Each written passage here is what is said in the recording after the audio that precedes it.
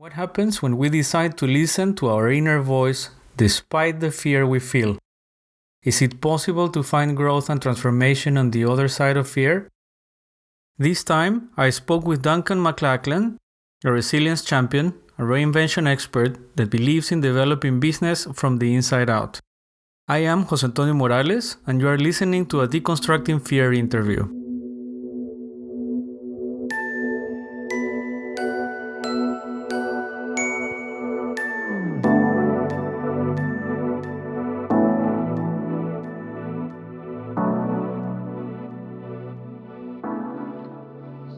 So there's many examples in my life that come to mind in terms of overcoming the fear or feel the fear and do it anyway.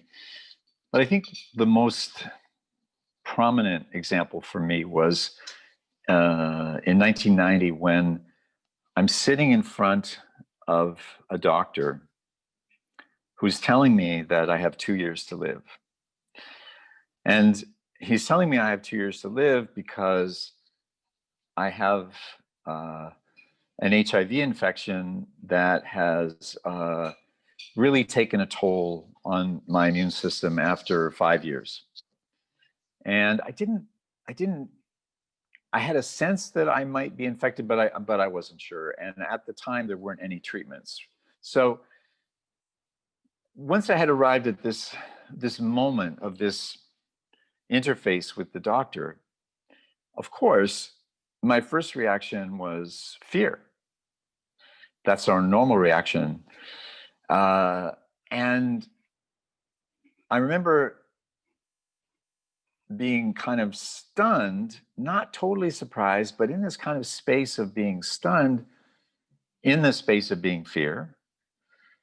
And then that lasted about 90 seconds. And then at the same time, I felt like it was surreal what I was experiencing.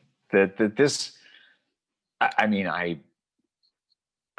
knew that I wasn't normal in terms of my health, energy levels and things like this, but I'm still going to the gym. I'm still active.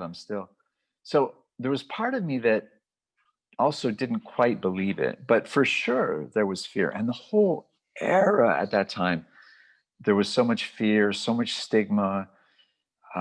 We think about the context of COVID today, and people are anxious about COVID. And there was tremendous fear around HIV and AIDS because there was no cure. There still is no cure. There was no vaccine. There was tremendous stigma about the populations of people who were getting infected.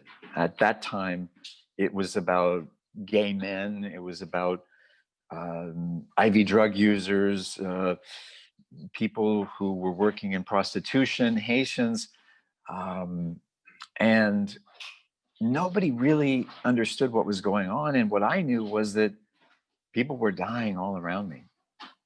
That, every week in the newspaper, there was another death, and friends of mine died, and I was doing visits to hospitals. And, it was really a trauma. So there was initial fear. I realized that the doctor was saying to me that I needed to take this medication, which was really the only treatment that was available at the time. And I believed that toxic drug was killing people faster than the HIV. So even as I'm in the office, then I'm starting to think, okay, I need to claim my life. Like, this is not about my death sentence. This is about my life sentence. How do I work with this guy, this doctor who's telling me that I need to take this treatment? And it didn't feel to me like I could work with him. I didn't know what the path was going to be. It was like having this blank slate, this opportunity to figure something out, but I didn't know what the something was yet. And so in the end of that meeting with this doctor, I said, I don't think that we can continue to work together. So at that point, I moved out of the initial fear. I think I was shaking a little when I left his office, but I was already starting to think, okay, now what? And the now what led me into a journey of discovery. I felt really alone. I didn't know anybody who was taking this path. I knew lots of people who were dying.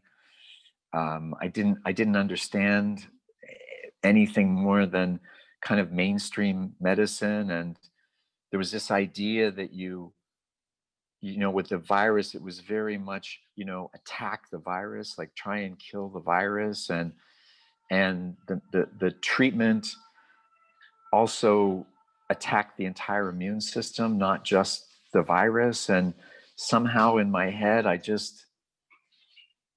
and not just in my head, I think in my body, I felt like, well, how can that be? That's like civil war. It just, I started moving into this place of, maybe we can call it executive functioning, or executive functioning. But it was more trying to think in terms of logic. And for me, the logic was, I need to investigate, I need to learn ways in which I can boost my immune system instead of attacking myself, which is kind of like, for me, was like civil war. I was gonna bombard my immune system, a little bit like the idea of chemotherapy, with a very, at that time, very toxic drug. And that was really the only thing available to me.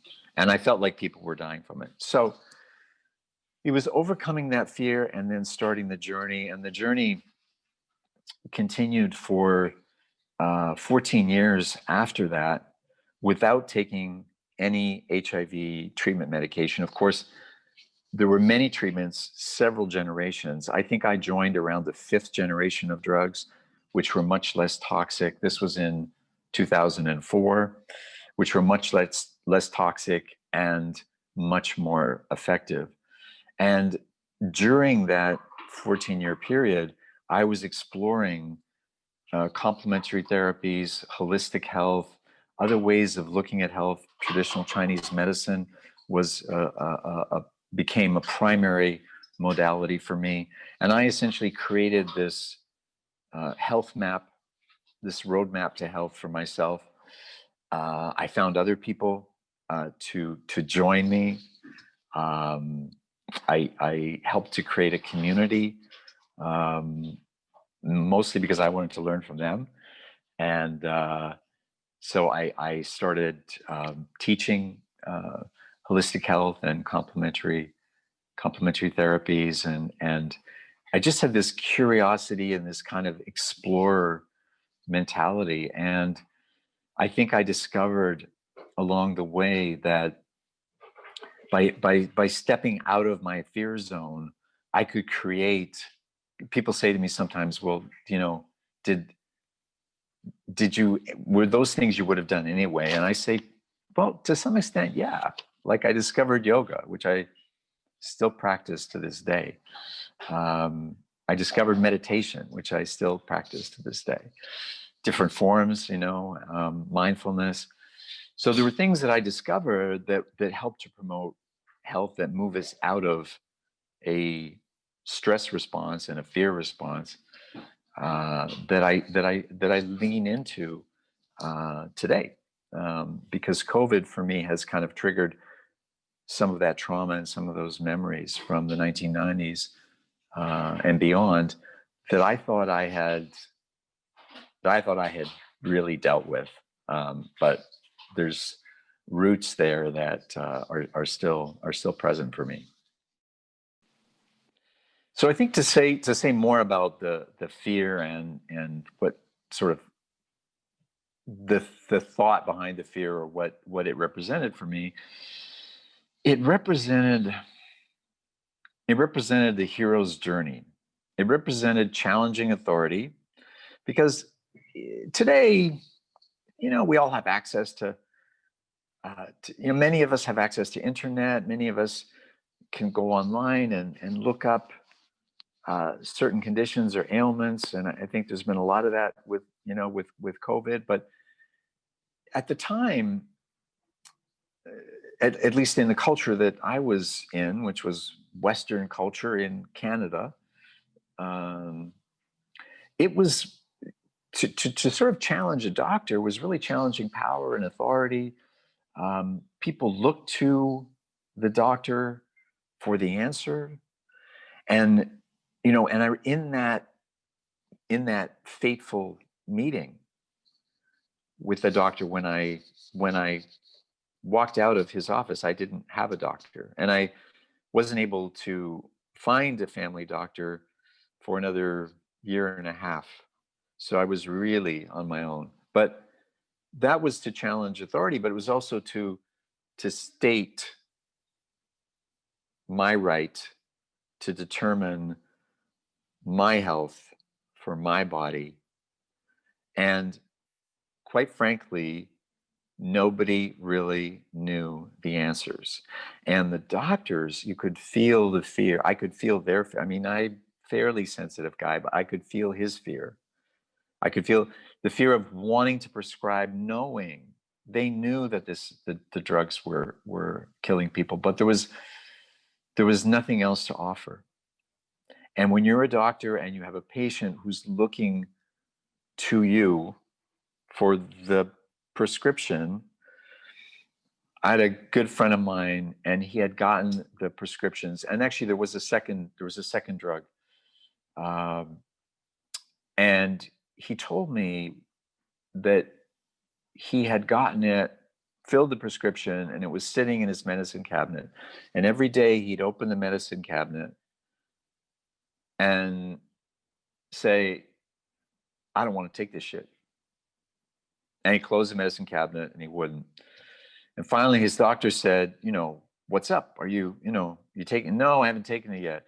He said, well, you're gonna die. Like, you've got 6 months. Like, this is serious. You've got 6 months. He started taking it, and 6 months to the day, he died. 6 months to the day he died.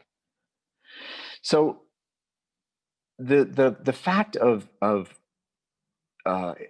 it wasn't just a rebel response to challenge authority. It was the assertion that I have a right to determine what is best for me, that I have a right to choose differently, that it's my body. And even though I didn't understand about, energy and somatoforms and all of the things that I discovered, because I just tried everything that I could get access to. I tried, and some of it was out of pocket, and sometimes it was offered, but essentially it was outside of Canada has a public healthcare system, but a lot of this, almost all of this, in fact, was outside of the healthcare system. So I was, out of pocket as much as I could afford.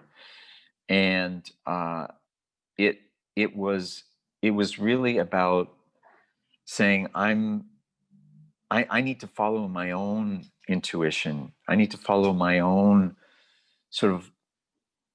sense of what makes sense. And what makes sense for me was to boost my immune system, not to take something that was going to attack it and hopefully kill the virus at the same time, but maybe kill me first. So it is some kind of so this transcending that fear or overcoming that fear was kind of an action of faith in you, right? Yes. Yeah, it was an element of faith in me. And I have to say there was another fear beyond that, because there was a doubting of self. And with the exception of my partner at the time, I mean, my family thought that I was on a suicide mission. People, because other people were making another choice, and what I was doing looked crazy. You're refusing medication. Like, You must want to die. No, I want to live. But I had this doubt, and especially in the first few months, until I started meeting other people, and until I went into a program one day called Holistic Health 101 that was offered by a community service organization. And it was a weekend intensive, and we were talking about psychoneuroimmunology and all of this stuff that was just brand new at the time. This was 1990. Today we understand a lot more about the mind-body connection, but 30 years ago, it was still kind of novel. So I until I got connected to other people who were making the same choice as me, other people who were interested even in looking at this differently, and certainly the gentleman who offered this training became a mentor. At the end of the training, he said, "I think you would make a great facilitator. Would you consider it?" And I said, "I've never facilitated anything in my life before. Um, okay, I'll say yes, and we'll explore that." And I ended up facilitating it for 2 years. Developed another a second layer, a more advanced course, and then took it into the realm of spirituality and looking at illness as a spiritual journey. So it became, and this all to collect and build community, because I really believe it takes a village. And even if it feels lonely, at the outset, I think once we make the choice, I think the universe provides for us, and we can still have the fear, but as we go along, as other people join us, we can share that fear and overcome it together. But I was actually thinking about this in the context of the pandemic and uh, remote working from home, staying in shelter, distributed working. I've been a big advocate of that, and I've looked to companies who have had this as part of their culture and part of their way of working, and it's partly because part of my work is freelance, so I'm more than sympathetic, and I do work from home myself. There's a lot of resistance. There's a lot of fear. And what I'm learning is that there is there's a fear of the old sort of command and control model, which is, of course, that my people are only working if I can see them. Like if they're here, if they're around me, if I can walk into the room where they're supposed to be working and I can see them. And I feel, and I feel like I'm, in charge if they're with me. If they're not with me, I'm not so sure. It's a question of trust. So what I've noticed in some companies, and I'm speaking here from the French perspective, uh, is that there's a lot of resistance to working from home. There's a lot of fear of working from home. And what I've come to understand about that is that it's much more complicated. And part of it does have to do with a sense of team and community. And obviously, we talk about things like the importance of social relationships. Social relationships are very important in French culture. People make jokes about the amount of time spent, getting coffee. You arrive at work at 9 and you go for a coffee break at 10 and you say hello to everybody in the morning. And, this very much relationship based, very different from Anglo-Saxon cultures, very different from German cultures. So the social relationships are very much a part of French culture. And so I think when we look at any culture and we talk about remote working, we have to remember that, we may be part of a global community, but the global community consists of, many different cultures and very different perception in around this in Africa, much more community, collectivity based. And what I've discovered, though, is that because I couldn't understand why there was so much resistance, and I thought, well, what could be? Because the unions tend to support people being in the office, and people want to work from home, and they don't want to commute, and that's a risk for COVID, and et cetera, et cetera. But what I discovered is that the real fear behind all of that is that more jobs will be outsourced. And when more jobs are outsourced, people could be employed from other places, contract work. I mean, this obviously exists already, and these companies will do some of that already. But the idea is that, or the fear is, sorry, that they will do a lot more of this once all of that remote culture is really, put in place and people learn to trust it. Well, then where are people paying, taxes? Where are people contributing? The social security costs in France are really high. You get one of the best social security systems in the world, but we pay for it. And so the fear is, if we don't have people employed here in France, but working remotely, once you open that even further, it's already open. Obviously, it's been open for, there are companies that do lots of remote working, but the idea is that you lose control, not just of your people, but of where your revenue for taxation, for support for social security and everything else comes from. And that made me rethink my own. Well, it was really an answer to my curiosity and my question of why is there so much resistance to remote working here? So that's part of the answer. As far as community goes, I think that what I've learned in virtually every endeavor that I've ever done in my life, that there's that I always I'm a big diversity, equity, inclusion guy. It's a big part of my work. I've been doing this work for 25 years, and I do the work because I'm compelled to. To me, it's just the normal way of working, that we work together, that we're stronger because of our diversity, and that when we include those other voices, it's like, we have a challenge together, here, where we want to shine the light on it from different angles that, that you bring, that other people bring. And the more light that we can shine on something, the more likely we are to be able to see it properly or completely, and the more likely we'll be able to be innovative with the solution.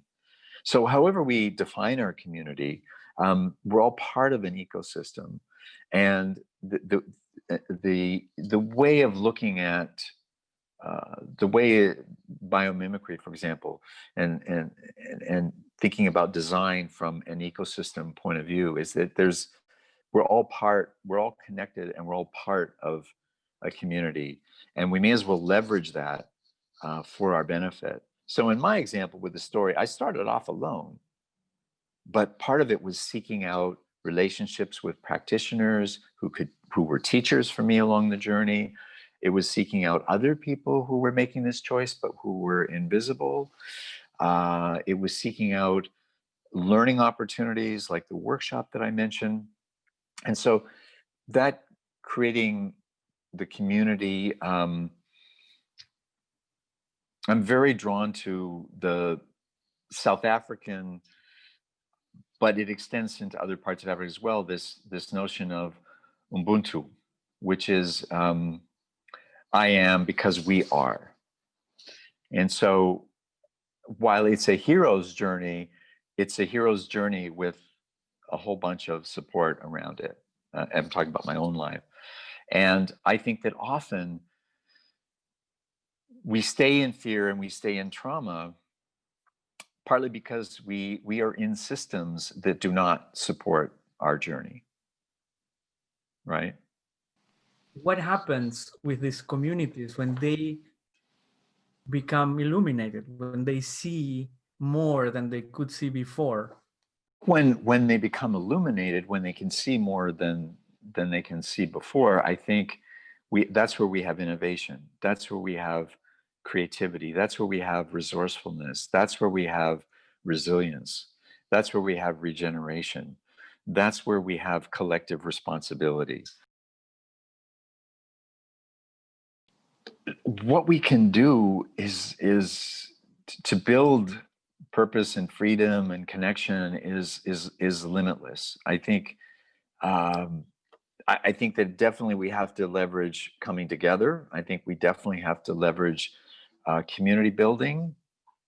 I think that we have to think in terms of ecosystems that you know that we are all connected more than ever before. And I'm not talking about the internet. I'm talking about, you know, what happens in one part of the world impacts the other. What happens in one country impacts another. And the reality of the interconnectedness of us is something that we really need a radical understanding of this now, not tomorrow, today. That that that I am because we are. That that you know that the journey of, you know, that I carry with me, that we all carry with us, our ancestors, and we need to be responding to what the world can be for our children. That we have to get out of this individualistic mindset. And that requires freedom comes from giving up something. In my work in Africa, I become more and more sensitized, and certainly with Black Lives Matter and identifying and working on my own racism, but working in Africa and really realizing that I carry so much privilege, even with disabilities and hidden disabilities. I'm still a white man with a lot of privilege in the world, and I need to use that privilege for good. And part of that means that I have to give something up. And I think that the idea that we can have what we have now, hold on to everything we have now, and change the world is false. I think that we all must give up something in order to create a different reality. And the clock is ticking. And I feel that we absolutely, one element of response to that question is that we absolutely have to start listening and responding to young people more. We need to be able to take more action on climate change.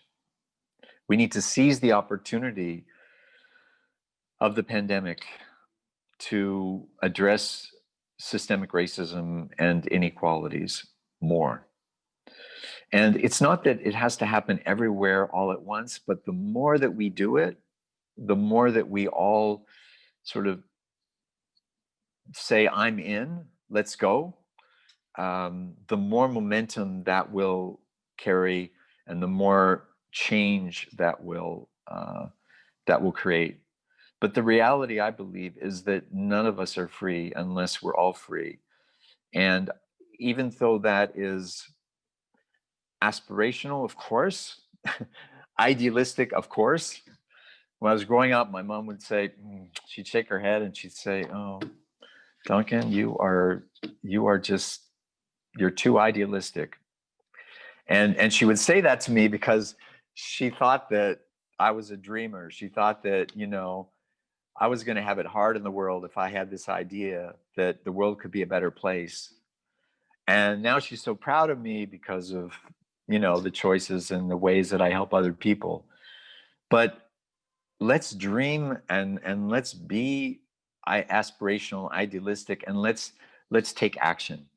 And that is the way to freedom. That is the way to purpose and making the world a better place. And we absolutely have an imperative to do that now. What do you think we have to give up? What are you giving up?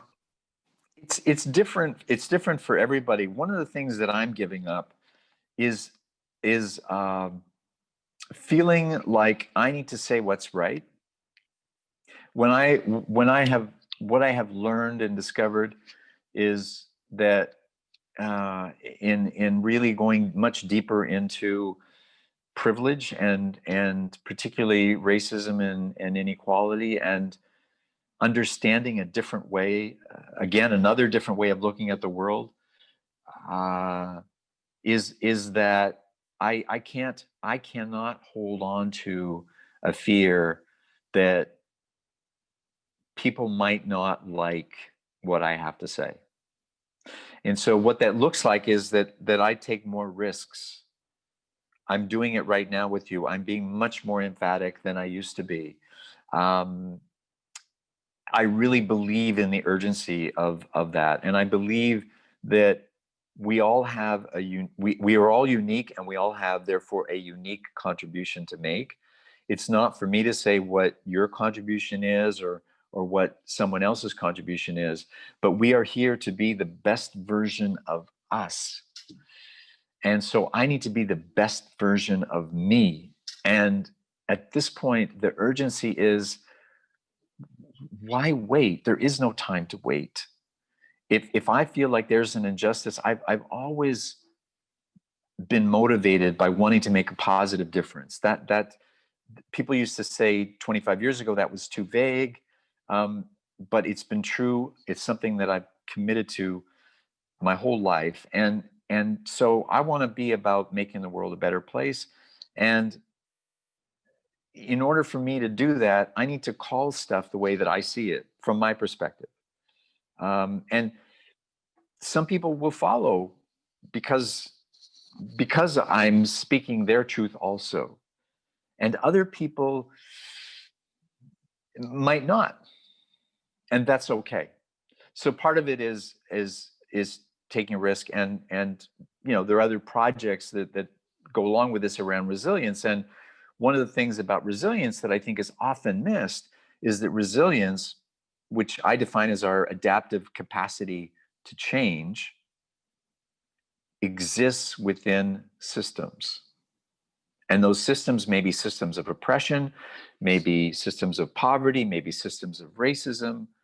And it's not just enough, again, coming back to community, it's not just enough for me to make a change or for you to make a change. We all have to make a change. And part of the change we have to make is the collective change of systems, so that everybody has the opportunity to recover from trauma, recover from fear, I wrote something recently about, in a challenge to an HBR article that I used to revere, HBR, Harvard Business Review. But the challenge was, look, you're talking about, this is recovering from trauma, assuming that people have the possibility of returning to safety. If you are in trauma and in fear, if you're stuck in fear, you can't get to safety. You're still in the trauma, because the system and the ecosystem around you does not support you in the way that it supports me. In fact, it's keeping you consciously, it's systematically keeping you suppressed. So there's no shortage of opportunities. I think everybody needs to, we need to search our own consciousness. We need to listen to our heart. We need to act on what our intuition are, and the opportunities are every day around us. And I think that I think that, and we find other people. We join other causes, associations, movements, communities. We create communities, and we support one another so that we can do what needs to be done to make the world a better place. For me, if there is no fear, if I have no fear, then I have confidence and courage, and I'm not stuck in self-doubt or procrastination, or or also another challenge is being overwhelmed with how much there is to do, right? We need to be able to practice self-care and self-compassion, and recognize that, in the context of ongoing stress and uncertainty, which is the reality for most of us, that we may need to do more, every day, ongoing, to take care of ourselves and to take care of those around us. And that is essential to being able to do. It's like well-being for well-doing. That's essential for being able to make the changes in the world. And I know from doing diversity, equity, and inclusion work that it's there's super high rates of burnout for people doing that work, because often it's the marginalized people who are doing the work, and it takes a toll. And so I really lean on, I have a lot to say about this, because I had the luxury of spending several years investigating what well-being and complementary health modalities and supplemental nutrition for stress and all sorts of things could do to boost my immune system. And we all need to boost our immune systems. We all need to boost our ability to be in this world of uncertainty. But when I am grounded, and I am in alignment, and I am acting on my values, which is the thing that I try and do every day, when I'm in that flow, there's no fear.